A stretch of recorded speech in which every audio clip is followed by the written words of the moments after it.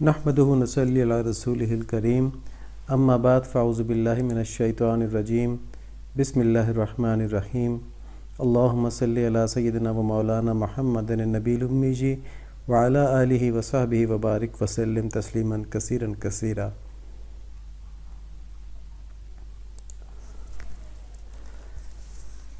الحمدللہ، اللہ کے فضل و کرم سے ہم دین کی نسبت سے جمع ہیں۔ اللہ تعالی ہماری نیتوں کو قبول فرمائیں اور ہمیں بہترین رہنمائی ہماری فرما دیں اور ہمیں بہترین توفیقات سے نواز دیں، اور امت مسلمہ کے اوپر جو اس وقت ابتلا کا وقت ہے اس کے اندر ہماری حفاظت فرمائیں، اللہم آمین۔ فلسطین اور امت مسلمہ کے موضوع کے اوپر ہم بات کر رہے ہیں اور کرتے رہے پچھلے سیشنز کے اندر بھی، تو اس مرتبہ ہم ایک خلاصہ سا بیان کریں گے، اور اس میں سب سے پہلی بات ہم نے یہ دیکھنی ہے کہ کوئی بھی کام کائنات کے اندر بے مقصد نہیں ہوتا۔ اللہ تعالیٰ کے ہر کام کے اندر کوئی نہ کوئی حکمت ہوتی ہے، تو ہمیں چاہیے کہ ہم اس میں اپنا سبق ضرور تلاش کریں، ہم غفلت کے ساتھ زندگی نہ گزاریں۔ سورہ ذاریات کے اندر آیت نمبر 21 ہے، جس میں اللہ تعالیٰ فرماتے ہیں، اور یقین والوں کے لیے تو زمین میں بہت سی نشانیاں ہیں، اور خود تمہاری ذات میں بھی، تو کیا تم دیکھتے نہیں ہو؟ ٹھیک ہے، جو نہیں دیکھتے وہ نشانیوں سے کچھ حاصل نہیں کر پاتے، اور جو فکر مند رہتے ہیں، غور و فکر کرتے ہیں، ان کے لیے ہر جگہ نشانیاں ہیں۔ سورہ روم کے اندر آیت نمبر 22 ہے، اور اللہ تعالیٰ کی نشانیوں میں سے آسمان اور زمین کی پیدائش اور تمہاری زبانوں اور رنگوں کا اختلاف بھی ہے، عقل مندوں کے لیے اس میں یقیناً بڑی نشانیاں ہیں۔ تو ہم نے یہاں پر قرآن شریف کی 2 آیات پیش کی ہیں، جن سے یہ مطلب نکل رہا ہے کہ ہر طرف کائنات کے اندر، کائنات کے ہر واقعے کے اندر، کائنات کے اندر تبدیلیاں جو آ رہی ہیں، اس میں ہمارے لیے اللہ تعالیٰ کی طرف سے نشانیاں ہیں۔ نشانیاں کس چیز کی ہیں؟ اللہ تعالیٰ کی قدرت کی ہیں، کائنات کی بے ثباتی کی ہیں کہ یہ فنا ہو جانے والی چیز ہے، اور پھر جو مختلف پیغامات آتے ہیں اللہ تعالیٰ کی طرف سے، وہ اگر ہم غور و فکر کریں تو وہ ہم ان واقعات سے لے سکتے ہیں۔ اب فلسطین کے حالات بھی یقیناً بہت ہی فکر کرنے والے حالات ہیں، اور اس میں ہمارے لیے کیا سبق ہیں، تو آج ہم ان کا خلاصہ دیکھتے ہیں کہ نمبر 1، دنیا بھر کے مومنین کا آپس میں جذباتی تعلق ہونا یہ ایمان کی نشانی ہے۔ اگر یہ نہیں ہے تو ایمان ہی کمزور ہے۔ ہم جہاں کہیں بھی مسلمانوں پر ظلم یا مشکل ہو، اس سے ضرور متاثر ہوں گے، اور اگر نہیں ہوں گے تو اس کا مطلب یہ ہے کہ ہم غفلت کی زندگی میں ہیں، اور ہم مسلمانوں کے ساتھ طبعی تعلق جو ہمارا ہے اس کو ہم نے دنیا کی محبت میں یا اپنی غفلت میں گم کر دیا ہے۔ اگر ہمیں آپ صلی اللہ علیہ وآلہ وسلم سے اور ان کی امت سے محبت ہے، کیونکہ ہم نے پہلے بھی بات کی تھی کہ آپ صلی اللہ علیہ وآلہ وسلم سے محبت جو ہے اس کا تقاضا یہ ہے کہ آپ صلی اللہ علیہ وآلہ وسلم کی امت سے محبت ہو، اور جب آپ صلی اللہ علیہ وآلہ وسلم کی امت سے محبت ہوگی تو امت کو کہیں بھی تکلیف پہنچے گی تو ہمیں بھی تکلیف پہنچے گی، اور اگر ہمیں تکلیف نہیں پہنچ رہی تو اس کا مطلب یہ کہ ہمارا تعلق آپ صلی اللہ علیہ وآلہ وسلم کے ساتھ ویسا مضبوط نہیں ہے جیسا کہ ہونا چاہیے تھا، ورنہ ان کی امت کی تکلیف کے اوپر ہم ضرور پریشان ہو جاتے، ضرور فکر مند ہو جاتے۔ آپ صلی اللہ علیہ وآلہ وسلم نے فرمایا ہے کہ مومنوں کی آپس میں ایک دوسرے کے ساتھ محبت اور باہمی ہمدردی کی مثال جسم کی طرح ہے، جب اس کا کوئی عضو تکلیف میں ہوتا ہے تو سارا جسم اس تکلیف کو محسوس کرتا ہے، حتیٰ کہ نیند اڑ جاتی ہے اور پورا جسم بخار میں مبتلا ہو جاتا ہے۔ تو جیسے ہم نے پہلے بات کی تھی کہ جن لوگوں کو اس ابتلا کے اوپر فلسطینیوں کی، فلسطینی بھائی اور بہنوں کی اس ابتلا پہ پریشانی ہے، وہ تو اس جسم کا حصہ ہیں، اور جن کو نہیں ہے وہ اگر اس جسم کا حصہ ہیں بھی اپنے ایمان کی وجہ سے تو سن ہوئے ہوئے ہیں، جیسے ناخن اور بال ہوتے ہیں جن پہ تکلیف کا احساس نہیں ہوتا، اس طرح سے ہیں۔ دوسرا سبق ہمارا کیا ہے کہ جہاد میں قربانیوں سے مایوس نہ ہو۔ اللہ تعالیٰ مسلمانوں سے محبت کرتے ہیں، سب سے زیادہ محبت کرتے ہیں مخلوق میں مسلمانوں سے۔ مسلمانوں کی ہر تکلیف میں اللہ تعالیٰ نے آخرت میں بے انتہا اجر رکھا ہے، ورنہ مسلمانوں کو تکلیف پہنچتی ہی کوئی نہ، تو اس تکلیف کے اندر اجر اس لیے وہ تکلیف پہنچتی ہے۔ تو ان قربانیوں میں جو وقتی تکلیف نظر آتی ہے وہ بظاہر پریشان کر دیتی ہے، لیکن اللہ تعالیٰ کی طرف سے جو اس کا بدلہ ملتا ہے اس کے مقابلے میں یہ تکلیفیں کچھ بھی نہیں ہیں۔ اور جیسے وہ حدیث شریف ہے نا کہ قیامت کے دن جب اللہ تعالیٰ مشکلات کے اوپر اجر دے رہے ہوں گے تو اس وقت لوگ خیال کریں گے، خواہش کریں گے کہ کاش دنیا کے اندر ہماری کھالیں قینچیوں سے کاٹی جاتیں اور جو اجر اس وقت ان لوگوں کو مل رہا ہے جنہوں نے دنیا میں مشکلات برداشت کی ہیں وہ اجر ہم کو مل جاتا۔ تو مسلمان کے لیے شہادت یا غازی بن جانا، فتح حاصل کرنا اور واپس آ جانا جہاد سے زندہ حالت میں، دونوں خوشخبریاں ہی ہیں۔ شہادت بھی مسلمان کے لیے بری خبر نہیں ہے بلکہ اچھی خبر ہے، بہترین موت ہے شہادت کی جو ہوتی ہے۔ سورہ توبہ کی آیت نمبر 111 ہے کہ اللہ تعالیٰ نے خرید لی مسلمانوں سے ان کی جان اور ان کا مال اس قیمت پر کہ ان کے لیے جنت ہے، لڑتے ہیں اللہ کی راہ میں اور پھر مارتے ہیں اور مرتے بھی ہیں۔ دیکھیں یہ اللہ تعالیٰ نے یہ نہیں کہا کہ صرف مارتے ہیں، مرتے بھی ہیں، اللہ تعالیٰ کو قبول ہے، پسند ہے یہ بات۔ وعدہ ہو چکا ہے اس کے ذمے سچا تورات اور انجیل اور قرآن میں، اور کون ہے قول کا پورا اللہ سے زیادہ کرنے والا۔ تو یعنی کہ یہ ہم نے اپنی جان اور اپنا مال اور اپنی زندگی اللہ تعالیٰ کے راستے میں جہاد کرنے میں بیچ دی، اب ہم ماریں گے بھی، قتل بھی کریں گے اور شہید بھی ہوں گے، اور اس کے بدلے میں ہمیں اللہ تعالیٰ جنت دیں گے، اللہ تعالیٰ نے وعدہ کر لیا ہے۔ سو اللہ تعالیٰ فرماتے ہیں کہ خوشیاں کرو اس معاملے پر جو تم نے کیا ہے اور جو تم نے کیا ہے اللہ تعالیٰ سے، اور یہی بڑی کامیابی ہے۔ ٹھیک ہے جی، تو یہ ہمیں جو مشکلات ہم دیکھ رہے ہیں وہاں پہ فلسطینیوں کی، اس میں یہ فضول باتیں نہیں کرنی چاہیے کہ انہوں نے کیوں اپنے اوپر اتنی ابتلا بلائی، انہوں نے کیوں 7 اکتوبر کے اوپر ایسا حملہ کر دیا، وہ تو مجبور تھے۔ وہاں پر تو جو اسرائیلی ہیں، صہیونی ہیں، یہ وہاں پہ مستقل ان کو مارتے ہیں، ان کے گھروں پہ قبضہ کر لیتے ہیں، ان کے بچوں کو اٹھا کے لے جاتے ہیں، ان کی عورتوں کو اٹھا کے لے جاتے ہیں، وہاں کوئی قانون نہیں ہے، کوئی عزت نہیں ہے۔ وہاں مسجد اقصیٰ کے اندر انہوں نے پانی چھوڑ دیا تھا۔ تو یہ سب اس کا ریئیکشن تھا، اور یہ نیچرل ریئیکشن ہے۔ جس کے والدین کو، جس کی بہنوں کو، جس کے بچوں کو اس طرح سے ظلم کا نشانہ بنایا جا رہا ہوگا تو وہاں پر اس طرح کی ریئیکشن تو آئے گا، اور یہ ریئیکشن تو ایک بنیادی انسان کی غیرت کا ریئیکشن بھی ہے، اور مسلمان کی غیرت تو پھر ہوتی زیادہ ہے۔ تو وہ جو کچھ بھی کر رہے ہیں ان کے ساتھ اللہ تعالیٰ کا وعدہ پورا ہو رہا ہے، اور جو پیچھے ہٹے ہوئے ہیں وہ ڈرے ہوئے ہیں، آگے دیکھتے ہیں ان کا کیا علاج ہے۔ اور دوسری سورہ بقرہ کے آیت نمبر 214 اسی معاملے میں، مسلمانوں کیا تم نے یہ سمجھ رکھا کہ تم جنت میں یوں ہی داخل ہو جاؤ کہ حالانکہ ابھی تمہیں اس جیسے حالات پیش نہیں آئے جیسے ان لوگوں کو پیش آئے تھے جو تم سے پہلے گزرے ہیں۔ ان پر سخت تکلیفیں آئیں، سخت پریشانیاں آئیں، سختیاں آئیں، اور انہیں ہلا ڈالا گیا، یہاں تک کہ رسول جو اس وقت رسول تھے اور ان کے ایمان والے ساتھی بول اٹھے کہ اللہ کی مدد کب آئے گی؟ یاد رکھو اللہ کی مدد نزدیک ہے۔ اللہ تعالیٰ آزماتے ہیں مشکلات سے، اور جو ان میں ثابت قدم رہیں وہ پھر اللہ تعالیٰ کے قریب ترین ہو جاتے ہیں، اور اللہ تعالیٰ اگر وہ زندہ ہے تو ان کے اوپر اپنی مدد کے ذریعے سے اچھے حالات لے کے آ جاتے ہیں۔ جیسے عیسیٰ علیہ السلام کے دور میں مسلمانوں کے اوپر بہترین حالت ہوں گے اور کفار دنیا سے ختم ہو چکے ہوں گے، لیکن اس وقت تک ثابت قدم رہنا ہے، مشکلات کو برداشت کرنا ہے، اس میں ڈرنا نہیں ہے، اور اس میں جہاد کرنے والوں کو برا بھلا نہیں کہنا۔ تیسرا کام کیا ہے کہ اپنے ایمان کو مضبوط کریں اور گناہوں سے توبہ کریں۔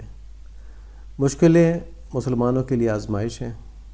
مشکلات میں شیطان بھرپور کوشش کرتا ہے کہ مسلمانوں کو اللہ عز و جل سے مایوس کر دے، اور جب مسلمان اللہ سے مایوس ہوگا تو گمراہ ہو جائے گا۔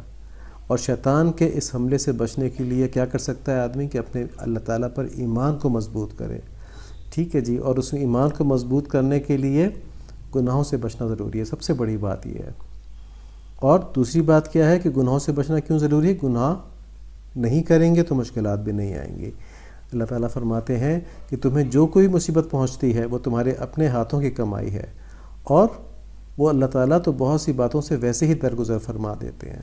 تو جو مشکلات بھی ہمارے اوپر آتی ہیں، جو ابتلا بھی ہمارے اوپر آتی ہے، چاہے وہ کوئی بیماری ہو، چاہے وہ ہماری قوم اور ہمارے وطن کے اوپر کسی کافر کا حملہ ہو اور وہ ہم کو سخت ایذا پہنچائے، یہ سب ہماری بدعمالیوں کا نتیجہ ہے۔ تو اپنی بدعمالیوں سے ہم کو توبہ کرنی چاہیے، اپنے اعمال ٹھیک کرنے چاہیے، تاکہ ہم اللہ تعالیٰ کو راضی رکھیں، اللہ تعالیٰ کے دین کو دنیا میں پھیلانے میں جو ہمارا بنیادی کام ہے اس میں استعمال ہوں، اور اللہ تعالیٰ کی مدد ہمارے ساتھ ہو، تو پھر ہم مشکلات سے بچے رہیں گے۔ چوتھا سبق یہ ہے کہ وہن سے بچیں۔ وہن کیا ہوتا ہے یہ ہم آگے دیکھتے ہیں۔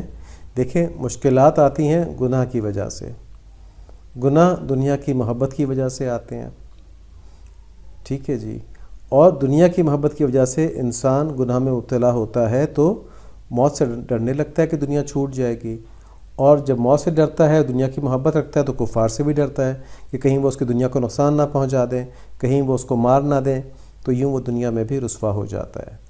تو گناہ دنیا کی محبت کی وجہ سے ہیں، اور دنیا کی محبت کامل طور پہ انسان کی رسوائی کا سبب بن جاتی ہے، دنیا کے اندر بھی اور آخرت میں بھی۔ آپ صلی اللہ علیہ وآلہ وسلم نے فرمایا، قریب ہے کہ گمراہ قومیں تمہارے خلاف لڑنے کے لیے دوسری قوموں کو بلائیں جس طرح کھانے والے کھانے کے برتن کی طرف ایک دوسرے کو بلاتے ہیں۔ کسی نے عرض کیا اس روز کی ہماری تعداد کم ہونے کی وجہ سے ایسا ہوگا؟ آپ صلی اللہ علیہ وآلہ وسلم نے فرمایا نہیں، بلکہ اس روز تم زیادہ ہوگے لیکن تم سیلاب کے جھاگ کی طرح ہوگے، اللہ تمہارے دشمنوں کے دلوں سے تمہاری ہیبت نکال دیں گے اور تمہارے دل میں وہن ڈال دیں گے۔ کسی نے عرض کیا کہ رسول اللہ صلی اللہ علیہ وآلہ وسلم وہن کیا ہے؟ آپ صلی اللہ علیہ وآلہ وسلم نے فرمایا دنیا سے محبت اور موت سے نفرت۔ تو دونوں چیزیں ہیں۔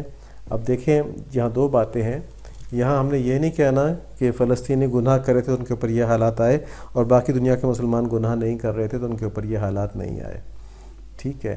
یہ تو امت کے اجتماعی اعمال ہیں، اللہ تعالیٰ ان کے ذریعے ہمیں آئینہ دکھا رہے ہیں اس وقت، لیکن انہوں نے بہت بڑی قربانی کی ہے، انہوں نے اپنے جان، اپنی مال، یہ اپنی امت کے لیے، اپنی اسلامی شناخت کے لیے وہ قربان کر رہے ہیں، ورنہ ان کے لیے بڑا آسان ہے چھوڑ کے نکل جائیں، مختلف ممالک میں پناہ گزین ہو جائیں یا اپنے دین کو چھپا لیں، ٹھیک ہے؟ لیکن وہ اپنی اسلامی شناخت کو برقرار رکھتے ہوئے تمام مشکلات برداشت کر رہے ہیں۔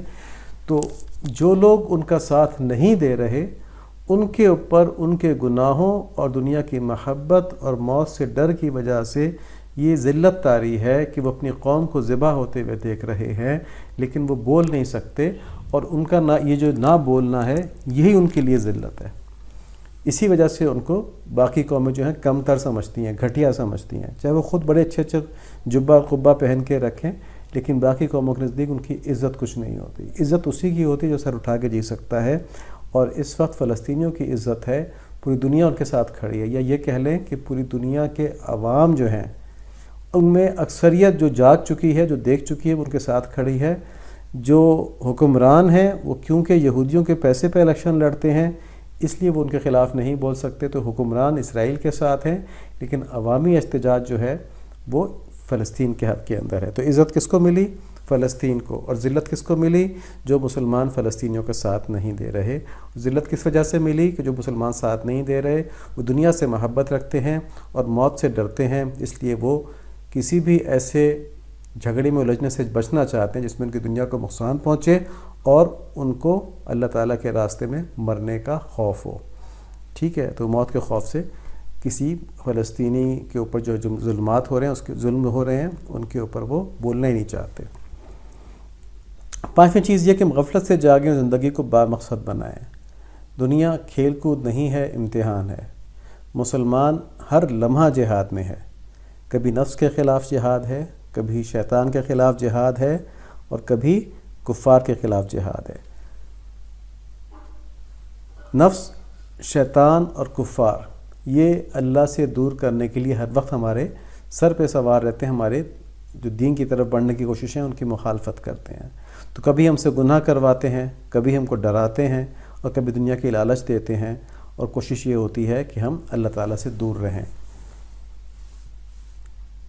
اس کا علاج کیا ہے؟ اس کا علاج یہ ہے کہ اپنی آنکھیں کھولیں، اور سورہ زاریات کے اندر آیت نمبر 50 ہے فَفِرُّوا إِلَى اللَّهِ إِنِّي لَكُم مِّنْهُ نَذِيرٌ مُّبِينٌ، بس تم اللہ تعالیٰ کی طرف دوڑتے ہوئے بھاگو، دوڑتے ہوئے بڑھو، یقیناً میں تمہیں اس کی طرف سے، اللہ تعالیٰ کی طرف سے صاف صاف تنبیہ کرنے والا ہوں، نذیر مبین، کھلا تمہیں میں خبردار کرنے والا ہوں یا تمہیں ڈرانے والا ہوں اس کے معاملے میں۔ تو اگر ہم اللہ تعالیٰ کی طرف نہیں دوڑیں گے، اور دنیا میں بے شک ہم زندہ بھی رہیں ذلیل ہو کے، لیکن جب اللہ تعالیٰ ناراض ہو جائیں گے تو آخرت بھی خراب ہو جائے گی۔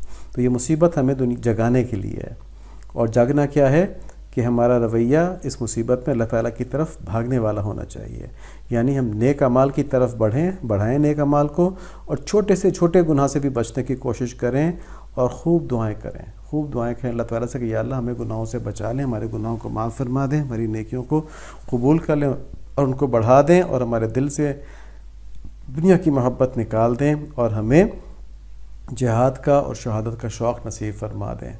یہ مسلمان کی شان ہے، انہوں نے جہاد کو بدنام کر دیا ہے، جہاد کے لفظ کو بدنام کر دیا ہے، ایسے جاہل لوگوں کو پکڑ کے پیسے دے کے اور ان کو غلط طرح سے موٹیویٹ کر کے مسلمانوں کو مسلمانوں کے خلاف لڑا رہے ہیں. مسلمانوں کی جتنی بھی جہادی تنظیمیں اس وقت بنی ہوئی ہیں ISIS یا یہ TTP وغیرہ، یہ دیکھیں کسی کافر پہ حملہ نہیں کرتی. ان میں سے کوئی نہیں گئی ابھی فلسطین، یہ مسلمانوں پر ہی حملہ کرتے ہیں. تو یہ کفار کے ایجنٹس بنے ہوئے، چاہے جانتے بوجھتے چاہے انجانے میں.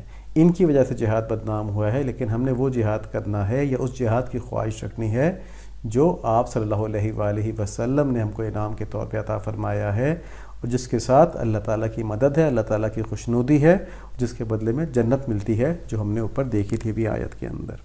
اللہ تعالیٰ میں نصیب فرما دیں. دینی علوم پر بات ہو رہی تھی، لیکن کیونکہ آج وقت کم ہے، ہم لوگ ایک ماہانہ جوڑ کے اندر آئے ہوئے ہیں، تو اس لیے دینی علوم میں ہم قرآن شریف کی بات کر رہے تھے. قرآن شریف کس طرح جمع ہوا آپ صلی اللہ علیہ وآلہ وسلم کے دور میں، اور کس طرح جمع ہوا حضرت ابوبکر صدیق رضی اللہ عنہ کے دور میں، اور اب حضرت عثمان رضی اللہ عنہ کے دور میں کس طرح اس کی قرأت کی حفاظت ہوئی. یہ ہم نے دیکھنا ہے، انشاءاللہ اگلی مرتبہ ہم دیکھیں گے. بچوں کو جو اسباق بتائے جا رہے ہیں اس میں ہم معاشرتی اخلاقی اقدار بتا رہے ہیں، اور اب ہم نے نئی قدر سخاوت، جنرس ہونا یہ شروع کی ہے. اور اس میں آج ہم مختصراً صرف اتنی بات کرتے ہیں کہ سخاوت وہی کر سکتا ہے جو دنیا کا حریص نہ ہو. پیچھے ہم نے یہی بات کی ہے نا ابھی کہ دنیا کی محبت دل سے نکال دیں. دنیا کی محبت دل سے نکلنے کا ایک جو نشانی ہے وہ کیا ہے؟ سخاوت ہے. جو دنیا کا عاشق نہ ہو وہی سخاوت کر سکتا ہے، وہی اپنی دنیا کو دوسروں کے اوپر لٹا سکتا ہے. تو ہمیں سخاوت کا شوق اور ذوق پیدا کرنا چاہیے، اور یہ خود بخود پیدا ہو جائے گا جیسے دنیا کی محبت نکلتی جائے گی دل سے. سیرت مبارکہ میں ہم نے آج حضرت طفیل دوسی رضی اللہ تعالیٰ عنہ کا اسلام لانا سنا. اس میں ہمارے لیے سبق جو ہے وہ یہ ہے کہ دیکھیں دین اسلام حق ہے، اللہ تعالیٰ کی طرف سے دین ہے، بالکل واضح ہے. اور جو بھی اخلاص کے ساتھ اس کی طرف متوجہ ہوتا ہے، اخلاص کیا مطلب ہے کہ اپنے خواہشات کو نکال کے صرف اللہ تعالیٰ کو راضی کرنے کے لیے حق کی تلاش کرتا ہے، تو اس کو اسلام کا یہ حق قرآن شریف سے اور اس کی تعلیمات سے مل جاتا ہے. اس بات سے روکنے کے لیے کفار نے اسلام کے خلاف خوب پروپیگنڈا کیا تھا اس وقت، اور آج بھی وہ اسلام کے خلاف پروپیگنڈا کرتے ہیں، اس لیے کہ انہیں پتہ ہے اگر یہ پروپیگنڈا وہ بند کر دیں تو پھر لوگ اسلام کو پڑھیں گے، دیکھیں گے، سیکھیں گے، اور وہ اسلام لاتے جائیں گے، مسلمان ہوتے جائیں گے. تو لوگ اسلام کے قریب ہی نہ آئیں، اس لیے پروپیگنڈا کرنا پڑتا ہے. اور حضرت طفیل دوسی رضی اللہ عنہ کے سلسلے میں ہم نے دیکھا کہ کفار نے ان کو خوب دور کیا آپ صلی اللہ علیہ وآلہ وسلم سے کہ یہ جادو کر دیتے ہیں، کہ کلام میں جادو ہے، گھر میں لڑائیاں ہو جاتی ہیں، تو بالکل نہ سننا، قریب بھی مت جانا ان کے.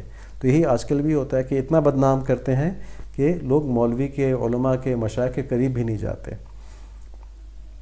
ہمارے ایک جاننے والے تھے، میرے آفس میں کام کرتے تھے، ان کی بہن کا جو بیٹا تھا وہ یہاں بہت بڑا ڈاکو یا گینگسٹر بن گیا تھا. حتیٰ کہ یہ ہوا کہ اس کی جان کو خطرہ ہو گیا، کسی اس سے بڑے گروپ نے اس کے ساتھ دشمنی ہو گئی اور وہ قتل کے درپے ہو گئے اس کے. تو بہن کو بڑا خوف تھا قتل نہ کر دیں، تو ان کو UK بھیج دیا. UK میں ہمارے ایک بڑے اچھے دوست تھے اس وقت جو شاہ صاحب کے خلیفہ بھی تھے. تو میں نے کہا کہ وہاں تم بھیج رہے ہو، وہاں ان سے رابطہ کروا لو، وہ ڈاکٹر بھی ہیں اور شیخ بھی ہیں. تو اس کی جو ہے نا کیفیت، جو یہ گینگسٹر بنا ہوا ہے دنیا کی طرف سب کو تنگ کر رہا ہے، یہ انشاءاللہ دور ہو جائے گی، ان کے پاس جائے گا تو وہاں تو اس کے پاس کوئی اور کام بھی نہیں ہوگا. تو اس نے اپنی بہن سے بات کی، بہن نے کہا نہیں وہاں جائے گا اور مولویوں سے ملے گا، دہشت گرد بن جائے گا. تو اس اللہ کی بندی نے یہ نہیں سوچا کہ اس وقت بیٹا کیا بنا ہوا ہے، کہ وہ دہشت گرد نہیں ہے اس وقت، تو جب وہ وہاں مولویوں سے مل کے بن جائے گا. تو یہ ہوتا ہے پروپیگنڈا، کہ اچھائی کے قریب بھی آنے دیتے. تو اس لیے بہت ضروری ہے کہ ہم اللہ تعالیٰ کی طرف بڑھنے کے لیے، اللہ تعالیٰ کے پاس جانے کے لیے، اللہ تعالیٰ کے قریب ہونے کے لیے یہ پروپیگنڈا جو ہے اس سے ہم دور ہٹ جائے. سوشل میڈیا پہ ان چیزوں پہ ہم فضول لوگوں کی باتیں نہ سنیں.